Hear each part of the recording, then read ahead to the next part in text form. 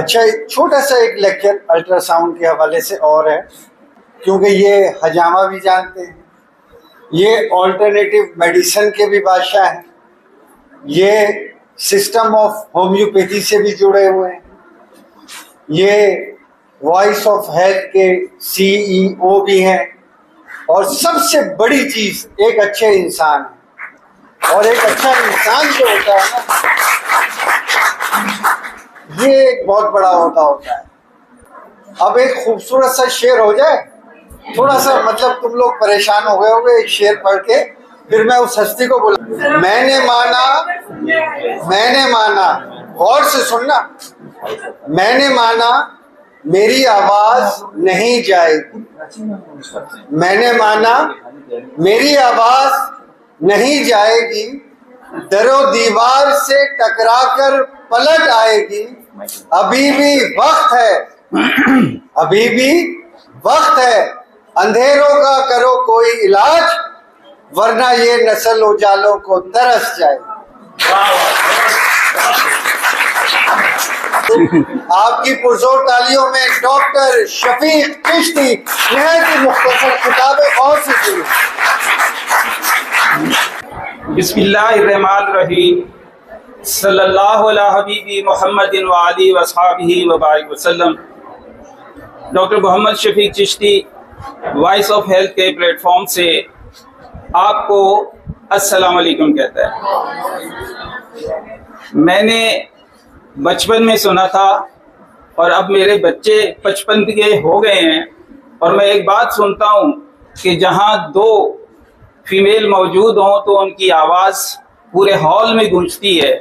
तो यहाँ तो माशाल्लाह एक कसीर तादाद है। तो मैं अपनी दुआ को दोहराता हूँ और देखता हूँ कि आपकी मौजूदगी है या नहीं है। अस्सलाम वालेकुम।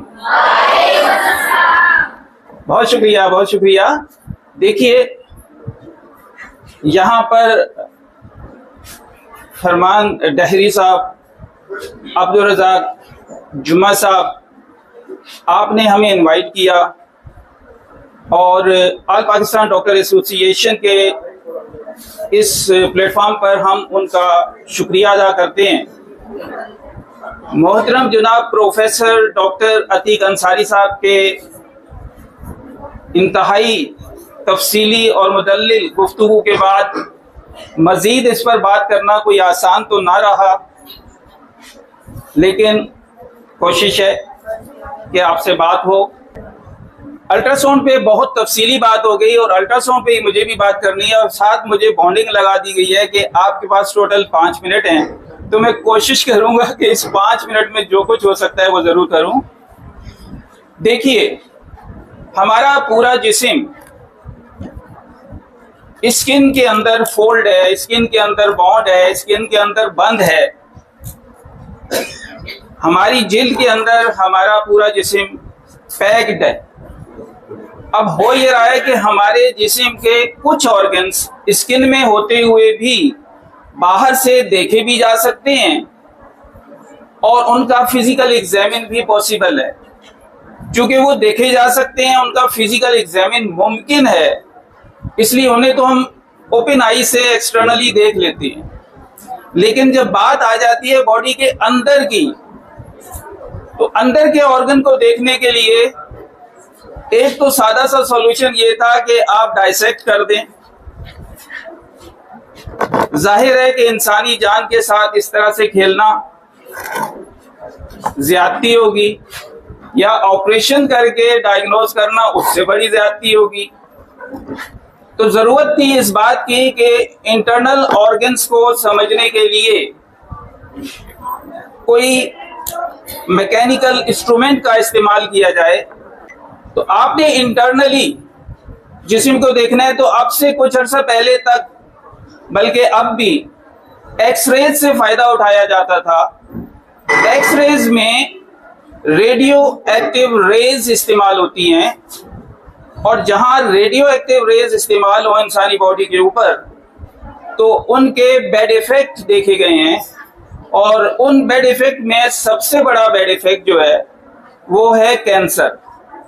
तो चूंकि एक्सरेज की वजह से इंसानी जिस्म को नुकसान पहुंचने का इम्कान ज्यादा था, तो फिर एक दूसरी टेक्नोलॉजी की जरूरत महसूस की गई और उस दूसरी टेक्नोलॉजी को अल्ट्रासाउंड की शक्ल में जाहिर किया गया।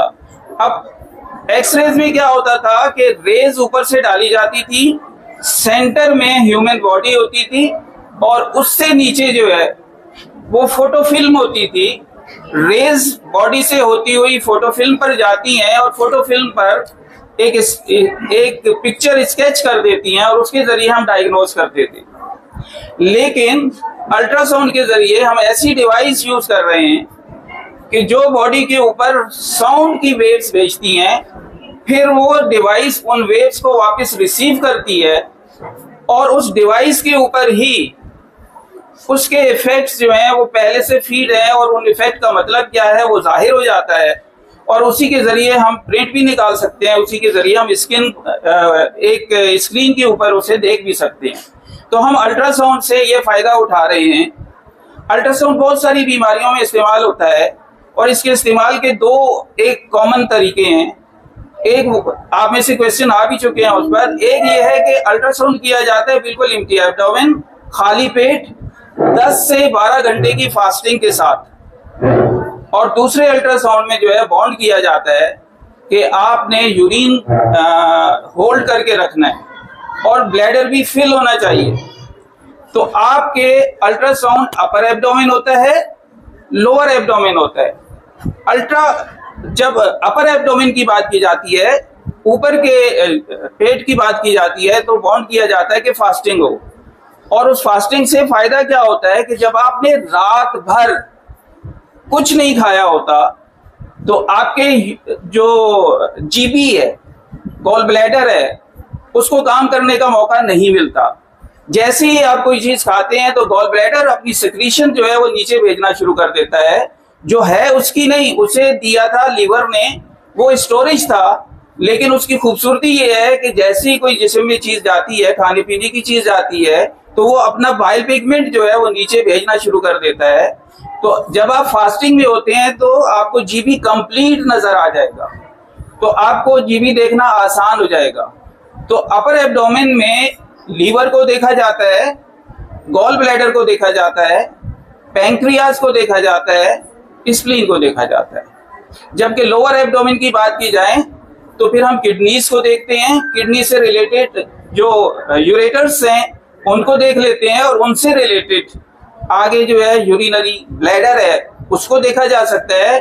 और फीमेल में फीमेल जेनाइटल ऑर्गन्स, यूट्रस को देखा जा सकता है, ओवरीज को देखा जा सकता है और उसके साथ साथ रिलेटेड जो एक्सटर्नल ऑर्गन्स हैं उनको भी देखा जा सकता है, समझा जा सकता है।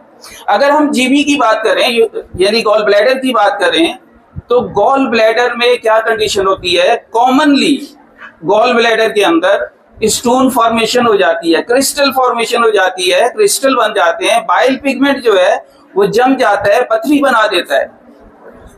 आमतौर पर यह कहा जाता है या लिखा जाता है सिंगल स्टोन या मल्टीपल स्टोन। जब हम सिंगल स्टोन लिखते हैं तो मतलब ये होता है कि उसके जीबी के अंदर सिर्फ एक स्टोन जो है वो मौजूद है, और जब मल्टीपल लिखा जाता है तो उसका मतलब ये होता है कि बेशुमार स्टोन उसके अंदर मौजूद हैं। और बाद औक़ात लिखा जाता है मल्टीपल स्टोन विद सैचुरेशन, यानी कि मल्टीपल स्टोन भी हैं और पित्ता कंप्लीट तौर पर भर चुका है। ये कोलिलिथाइसिस, मेडिकल टर्म में इसे कोलिलिथाइसिस कहते हैं, यानी कि पित्ते के अंदर पथरी मौजूद है। और कोलिसिस्टाइसिस दूसरी जो टर्मिनोलॉजी यूज की जाती है वो उस जीबी के राउंड में जो वॉल है उसकी इन्फ्लेमेशन से रिलेटेड यूज की जाती है। अगर वो इन्फ्लेम हो तो कोलिसिस्टाइटिस की टर्मिनोलॉजी इस्तेमाल की जाती है, यानी कि गॉल ब्लैडर की जो दीवार है उसमें कोई इन्फ्लेमेशन हो गई है या वो स्वेल कर गई है या एनलार्ज हो गई है। इसी तरीके से आप कॉमन बाइल डक्ट सीबीडी को देख सकते हैं। और अगर नीचे आ जाते हैं तो फिर आप केयूबी यानी किडनी के अंदर बहुत सारी चीजें देख सकते हैं। किडनी का अपना स्ट्रक्चर देख सकते हैं, अपना साइज देख सकते हैं, किडनी में क्या प्रॉब्लम है। मिसाल के तौर पे किडनी में भी स्टोन होता है, तो आपको किडनी के अंदर जब अल्ट्रासाउंड करेंगे तो शेडो नजर आएगा, ये शेडो या तो शाइनी वाइट होगा या डार्क होगा। ये इस बात की अलामत होगी, ये इस बात का सिंबल होगा कि किडनी के अंदर कोई एबनॉर्मल चीज मौजूद है। तो आप किडनी के अंदर स्टोन भी देख सकते हैं, स्टोन मौजूद है, या किडनी के अंदर इन्फ्लेमेशन हो जाती है, किडनी के अंदर नेफ्राइटिस हो जाता है। नेफ्रॉन्स छोटी छोटी नालियां हैं जो किडनी के अंदर भरी पड़ी हैं, उनकी इन्फ्लेमेशन को नेफ्राइटिस कहते हैं। तो आप अल्ट्रासाउंड के जरिए नेफ्राइटिस देख सकते हैं। इसी तरीके से किडनी के अंदर बाज औकात सिस्ट फॉर्मेशन हो जाती है, यानी कि ब्लिस्टर बन जाते हैं। तो किडनी के अंदर ब्लिस्टर भी फॉर्मेशन हो सकती है, तो आप ब्लिस्टर देख सकते हैं। तो अल्ट्रासाउंड के जरिए हम किडनी के अंदर जो है स्टोन, उसके साथ ही साथ नेफ्राइटिस, हाइड्रोनेफ्राइटिस यानी पानी भरा हुआ है, और उसके साथ ही साथ जो है आप सिस्ट के एग्जामिन जो है वो कर सकते हैं। फिर आप ये देख सकते हैं कि स्टोन वही है या आगे ट्यूब में आकर फंस गया है, जैसे यूरेटर कहते हैं, और या ये कि उससे भी आगे है, वो जो एक ट्राइंगल शेप है जिसे हम यूरिनरी ब्लैडर कहते हैं, वहां पहुंच चुका है। तो अल्ट्रासाउंड के जरिए हम ये सारे फायदे उठा सकते हैं।